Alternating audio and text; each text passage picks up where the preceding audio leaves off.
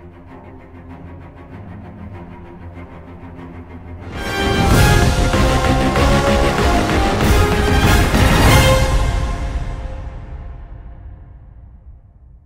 everyone, and welcome back to another Marvel's Agents of S.H.I.E.L.D. review. Today we are taking a look at Season 7, Episode 3, Alien Commies from Outer Space. So, the agents have jumped forward from 1931 to 1955. And with that, we have our new title card, which is very, which is very 1950s B-movie inspired, and it's amazing. I love that they keep doing these very stylized title cards. It's going to be interesting to see what they update to next, depending on what years they jump to. So, yeah, this was, another really good episode. I enjoyed Season 6 because it was more Agents of S.H.I.E.L.D.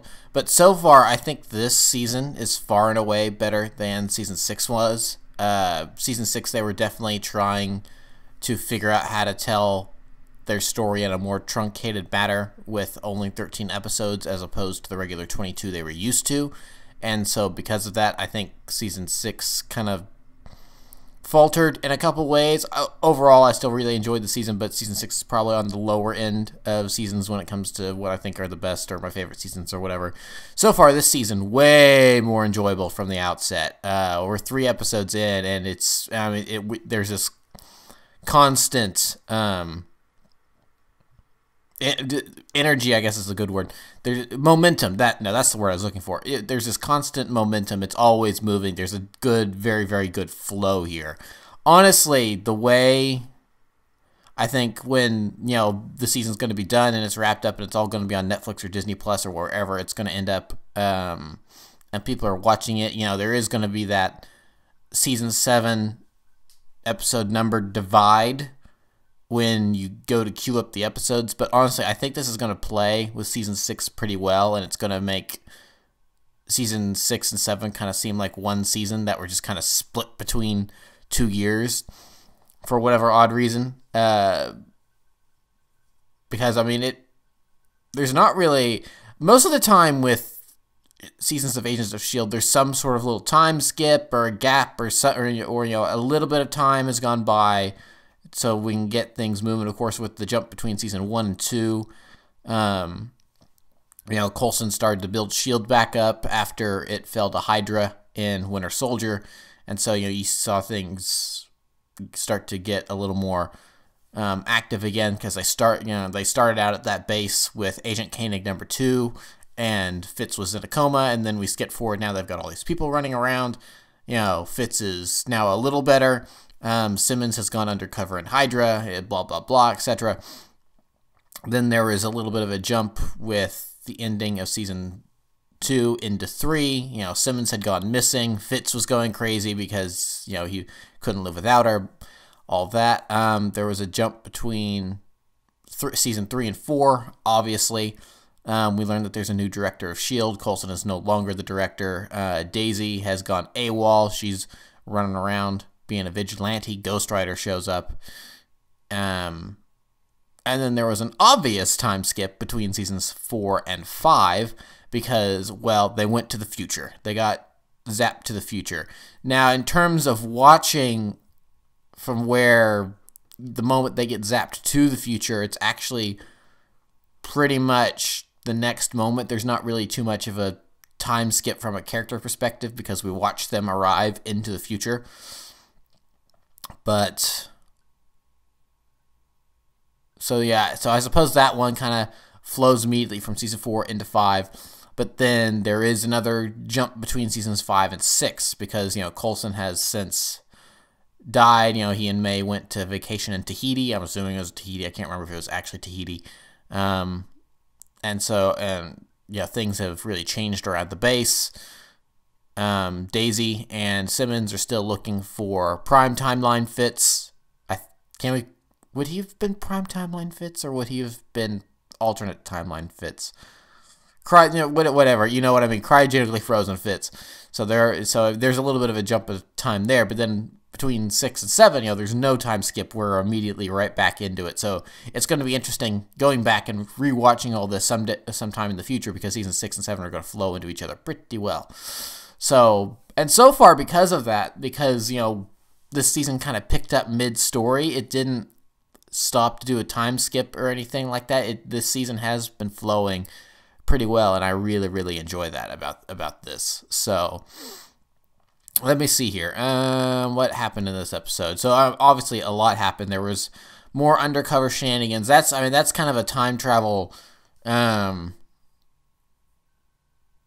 think trope is the proper word as opposed to cliche. It's a trope because it's time travel. So, there's always this kind of air of undercover work, kind of almost spy, clandestine operation type thing going on when you have a time travel anything.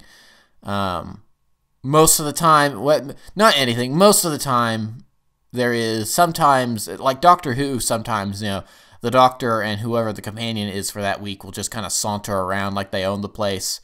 And it's just, a good example is Matt Smith's era, whenever he and Clara just appear on this Russian submarine in the middle of the Cold War when there's an ice warrior on board, and they just kind of immediately take command of the situation.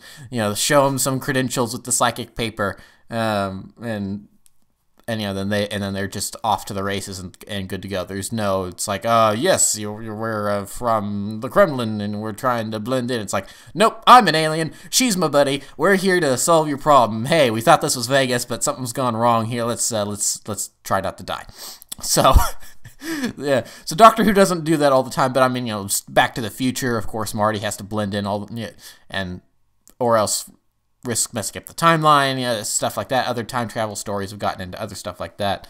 So, of course, Agents of S.H.I.E.L.D. also being a spy show, is, of course, also going to have an element of we need to blend in and be spies and stuff. And this episode, more even than the last two, got into a lot of that stuff because, they're actually sneaking into a S.H.I.E.L.D. base. Daisy has that great line where she says, "I can't give you my name, but my initials are C, I, and A, if you catch my drift." That was really cool. That was a great line. So, there's a lot of sneaking around in this episode. It was really funny when Simmons went with pretended to be Agent Carter. I'm still kind of holding out hope that we get something. We actually get Agent Carter to some degree. That would be nice. This episode would have been the prime time to do it, but who knows where the story's going from here. Maybe they could still squeeze her in somehow. I'm really hopeful. Again, I'm being realistic. I hope it'll happen, but I'm not 100% sure. We'll see.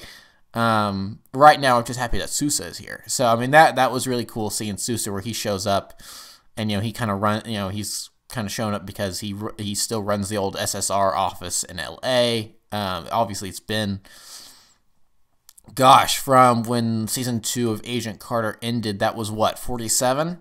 So it's been almost 10 years since the end of season 2 of Agent Carter. We don't know what's kind of happened with Sousa in that time. We know he's still at the SSR office. S.H.I.E.L.D. has obviously risen. I don't know. He may have not agreed with S.H.I.E.L.D.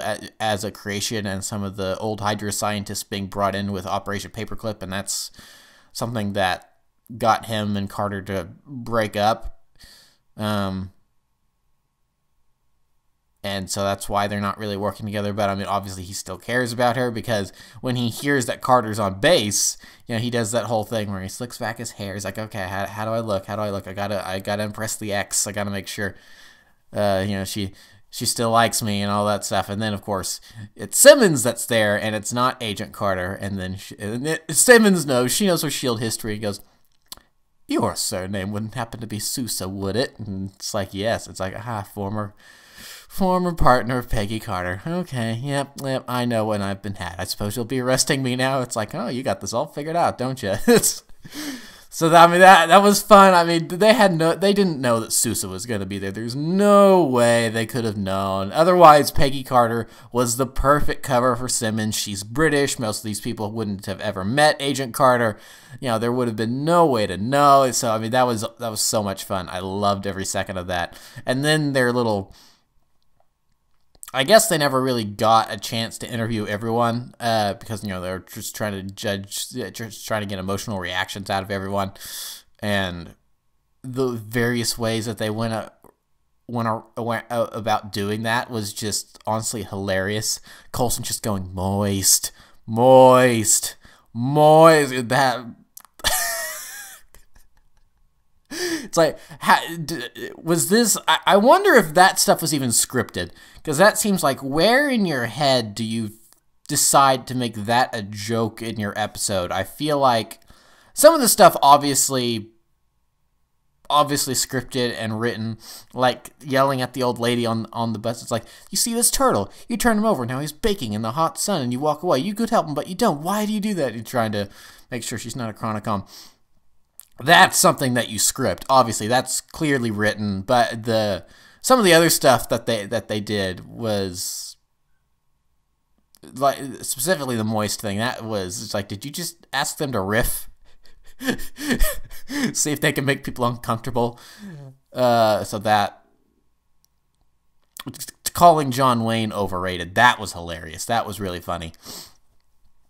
So it's like, Coulson, it's so funny because at heart Coulson is just this big nerd, and you know, he just looks even more like a big nerd with the glasses, with the great big old glasses. Even when he turns around and he sees that Sousa goes, "Oh, I'm a big fan." You know, he takes that picture to alert the team. But even then, it's like, that's such a nerd moment where it's the nerd geeking out over one of his childhood heroes alongside Captain America and Peggy Carter and everything.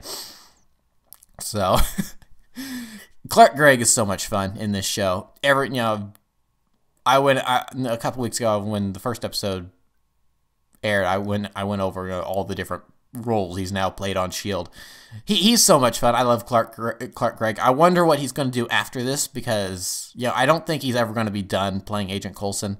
But for right now, at least, I think, you know, there's not going to be a story that has Coulson in it. If Coulson ever returns, I'm sure he's going to be ready to jump back in that saddle at word go. But, you know, it's going to have to be like Captain Marvel 2 or something like that, you know, before they get that chance to bring back Coulson. So I'm curious to see what Clark Gregg is going to do next. I'm very excited to see what he'll do next, to see him in a different part, because he's been playing Coulson for like 10 plus years at this point, and it's odd to occasionally go back and turn on a movie that he's in where he's not playing Coulson and goes, "Oh, look, it's Clark Gregg," before, you know, when he was just kind of doing some bit roles or whatever, and now everyone knows him as Agent Coulson. So I must say I was a little disappointed with the Chronicom's plan this time around in this episode. Obviously we gotta kill someone to alter the future is straight up Terminator. You know, that's a trope for time travel stories, but it always makes sense. You send bad guys back in time to alter the future. That's just something that makes sense. At the core, that was their plan again this week, but it kind of was just like, hey, let's make a big bomb. Let's just blow up a big bomb. And it's, again, makes sense, but it's like, I don't know. That's maybe I expected a little more, and I expected the Chronicom's plan to be a little more involved, perhaps. You know, because they are these crazy smart robots. So yeah, I was hoping for something a little more involved, and we just kind of got Chronicom lady tries to blow herself up, and it doesn't work. So it's like, it for what the purpose of this, it served its purpose fine. I wish it was a little more involved, but it was fine. It was a serviceable threat, and a serviceable threat that got Agent May to suffer a little bit of PTSD or something interesting. Both she and Yo-Yo aren't operating at 100%, so I'm going to be curious as to how they explain some of that. May's problem, I think, is going to be a little harder to solve because if it is psychological or something, like her brain was damaged when she was dead for that 13 seconds or whatever, however long it was. Yo-Yo, I mean, at some point they have to get Yo-Yo back to operating strength so she can begin yo-yoing and stuff again. Yeah, you don't. I mean, that it makes sense to kind of take a hero's powers away from them and see how they cope without having them, and then they get them back. Obviously, Spider-Man 2 did this. Agents of S.H.I.E.L.D. has done this with Daisy when they got back from the future. And then, of course, yeah, poor Primetime. Yeah, this is Prime Timeline Fitz. Poor Prime Timeline Fitz had that mental break, and he was his Hydra self, and he removed it. That just makes me squirm. So now they're doing it with Yo-Yo, where she's got a problem with her powers, something to do with the Shrike that was in her, or something like that, probably. So it'll be interesting to see where they take that. One thing that impressed me about this episode was, I'm sure there was stunt doubles and stuff involved, but the fight scene between Coulson and that Chronicom was pretty awesome. Because Coulson's always been a human up until now, he's never really been able to do these great big over-the-top fight scenes. It's always just been, I'm going to punch you, or it's like, shooty, shooty, bang, bang, with guns and stuff like that. He's never, occasionally he gets to use the robot hand Captain America shield, which is awesome. But, he's never really had these great big over-the-top fight scenes the way some of the other characters have had them. Like even someone like Agent May or Daisy, because they do these acrobatic Black Widow moves, or using the Quake powers to throw herself in her enemies, stuff like that. Coulson's never got to have any of these over-the-top moments, but now that he's an LMD, he can have these over-the-top fight scene moments, and it was pretty awesome to watch. So, yeah, that was like, I bet Clark Gregg enjoyed seeing this in the script. Like, oh man, Coulson gets to throw down. This is awesome. I mean, Coulson's never been one to shy away from a fight, but I mean, he's never had a great big one-on-one brawl like this. I mean, they were throwing each other into the walls, and with their superhuman strength and all that, it was pretty awesome. I enjoyed that. So, let's see here. So the name of this episode, Alien Commies from the Future. So last week I talked about, it's like, sometimes S.H.I.E.L.D. has some weird titles based on random one-off lines from the episode that don't always make sense. This was not one of the cases. The name for this episode made sense for as opposed to last week. Last week, I think a better title for the episode would have been "You Don't Know Me" or something like that. Whatever that line was that Freddie Malik said to Grandpa Koenig at the very end there after he shot him through the shoulder. It's like, "You don't know me," and you get that dun dun dun dun dun Hydra ominous theme. I think that would have been a better name for last week's episode as opposed to Know Your Onions. This week, the episode title was pretty spot on because, they're in the middle of Cold War stuff. They're from the future, and they're interrogating that guy, and then they let him loose. And then he says, "I just got kidnapped by alien commies from the future." So, I mean, that fits. That fits what was going on in this episode. So, I mean, they derive the name of the episode from a line in the episode. Excuse me, but it made sense based on context. It wasn't, "This girl knows her onions," and that one was weird. So yeah, I enjoyed the fact that the name of the episode actually kind of had something to do with the episode.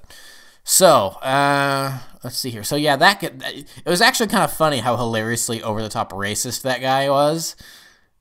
Which I don't know, they may be playing that aspect up a little too much. They touched on it back in the first episode. They touched up on it again in this episode. Yes, we get it. Things were a lot worse back in the day. We still have problems in today's culture, but it's like, I don't think we need to be beat over the head with this. Deke got a pretty good line where he's like, "Wait, it has to be me." It's like, stupid white privilege. It's like, that was humorous. That was funny. I liked that. Yeah, so I'm trying to think. I'm not really sure I have too much else to say about this episode. It was a solid episode. I'm very interested to see where it goes next week. I was very happy to see Sousa back. It'll be interesting to see what they do with him next week because, of course, okay. So this is something that I'll talk about a little bit now, but I can elaborate more on next week depending on where next week's episode goes.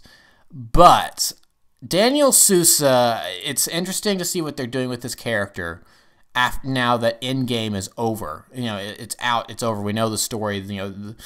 Of course, there's been this breakdown in communication between Marvel TV and Marvel movies over the last couple years because they used to be pretty tight.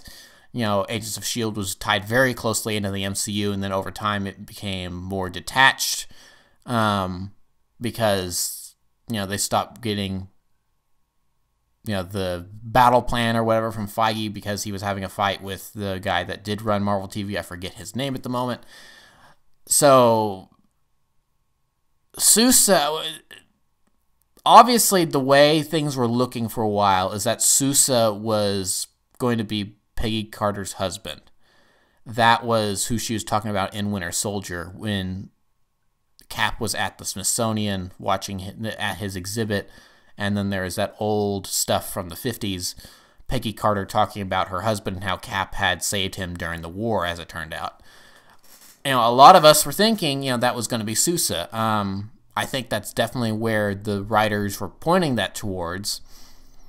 But then, and of course, that's still the funny thing about the ending of Endgame is like, is this a different Peggy Carter? Is this not the prime timeline Peggy Carter that we're used to? Because based on the rules they set up in Endgame, it seems like it's not the regular Peggy Carter that we're used to, and that it's a different Peggy Carter. So,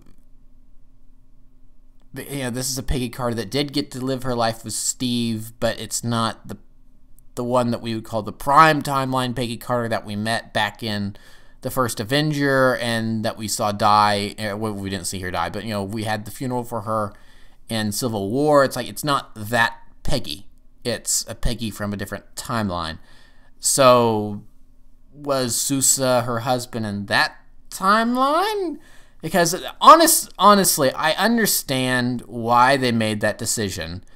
To a degree, it makes sense for them to make that decision for Cap to go back and get to live his life with Peggy, which is, the thing he got to miss out on. He deserves the rest. He's done all this stuff to save the world, nay, the universe. But you've got all this stuff set up in other movies where she had a husband, saw him, but and then you have this Agent Carter show, even between Marvel TV and Marvel movies. Agent Carter, you could still count people, Agents of S.H.I.E.L.D. not being all this great, big, huge stuff happening in S.H.I.E.L.D. and not being mentioned in the movies at all, being around. That's kind of a glaring omission. But Agent Carter, you could watch those 2 seasons after first event and move on to Iron Man. I suppose Captain Marvel would be first, Iron Man. If you're watching things, Agent Carter, the TV show in the regular MCU, isn't because it's so far removed from everything else that it doesn't really affect too much. And also the fact that at Endgame, which was an awesome seeing him pop up. But of course, the show does kind of lead you to think that Sousa is the one that she marries when that's gonna help her move on from Cap because everyone's dead and gone for 70 years. And Winter Soldier with he saved the person that would end up being my husband and the father of children, blah blah blah. So it's just kind of, so yeah, the ending of Endgame is just kind of confusing. Was did Steve go back time? Was that another timeline where he chose events? So then his husband in the timeline that we're used to from the start of the MCU all the way up until Endgame, where things can maybe get a little dicey. Who knows? So, that's a good precursor to see where things will start to go, because according to the trailer for next week, it's well known that Sousa was killed by a Cabal conspiracy that he never was the bottom to. It seems like this is from the writers because, and that's the thing, the people who wrote the Agent Carter TV show are the same people. I don't know how many of the MCU movies. They wrote, because Christopher Martin, Steve, they wrote First Avenger, they wrote Winter Soldier, they wrote Infinity War, they wrote Endgame. Maybe there's one or two more in there, but they at least wrote 5 of the MCU movies. You know, those 2 writers had their hands in with the Captain America story at the beginning. You know, there were a couple different hands that told the Iron Man story from Jon Favreau to then the guy that directed Iron Man 3. I'm forgetting his name all of a sudden. I feel horrible for forgetting his name. But then of course Joss Whedon wrote some of Iron Man's story between the first 2 Iron Man films, and then of course these guys from the very beginning. You know, they had been telling Iron Man's story between War and Thor. You know, he had several different. That's honestly my big problem with Thor, from Thor and Ragnarok, is that he doesn't feel like the same character from the earlier films, and it doesn't seem like that there was much growth for that character. To see him turn into a character, it's just like, okay, Thor's different now. That's why I don't really enjoy Ragnarok as much as other people, because it was such a change. Obviously, you know, that because they didn't exactly like Thor past, so they were fine with the change and they had little to no explanation. I agree with them, but it's like, what explanation there? They really only had one set of. It's weird that that's able to keep Cap consistent, but they kind of make things up as like maybe Peggy Carter and who her husband was. And it's like, again, I wouldn't be complaining about this if we did not have that scene in Winter Soldier where she's specifically saying that, where it's obvious that she was still on Steve, but she moved on and she's moved on with someone else. Not have that scene and I don't think I would be complaining about this and be going, huh? It's about all stuff. It's like that last scene in Endgame is just kind of a head scratcher. And for a couple, so we'll see what they.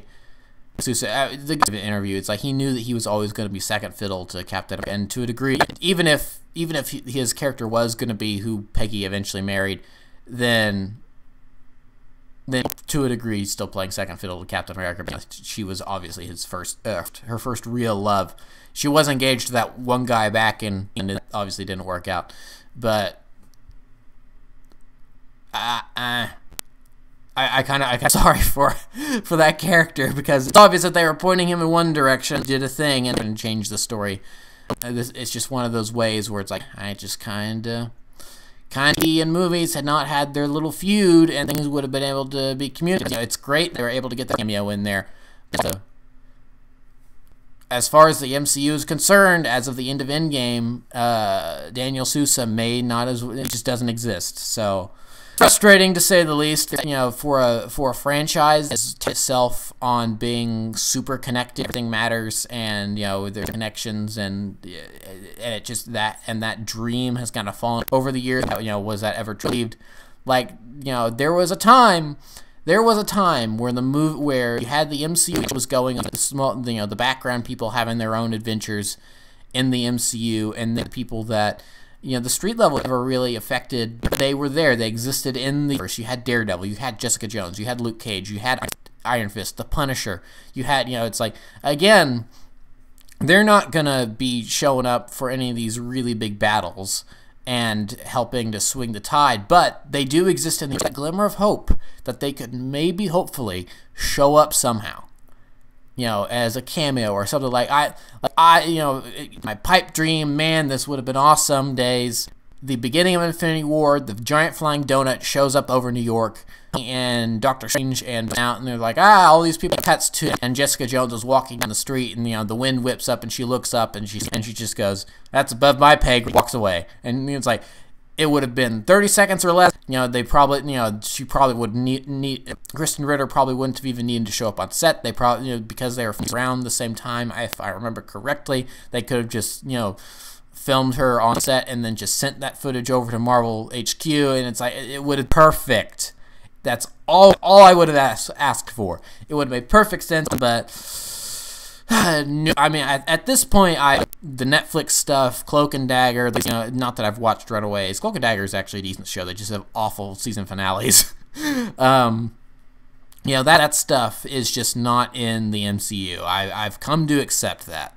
They're in their own kind of separate, you know, but Agents of S.H.I.E.L.D. I will fight tooth and nail for large connections it has in the series with, you know, Winter Soldier and Ultron and all that stuff. That stuff I will fight for. That's a hill I'm going to die on. That you know, Agents of S.H.I.E.L.D. is in the end point where they start to put around different timelines, and then that's why they're not mentioned in the movies, because from the main world that we're used to, you know, they do disappear because they start jumping to alternate realities and time stuff.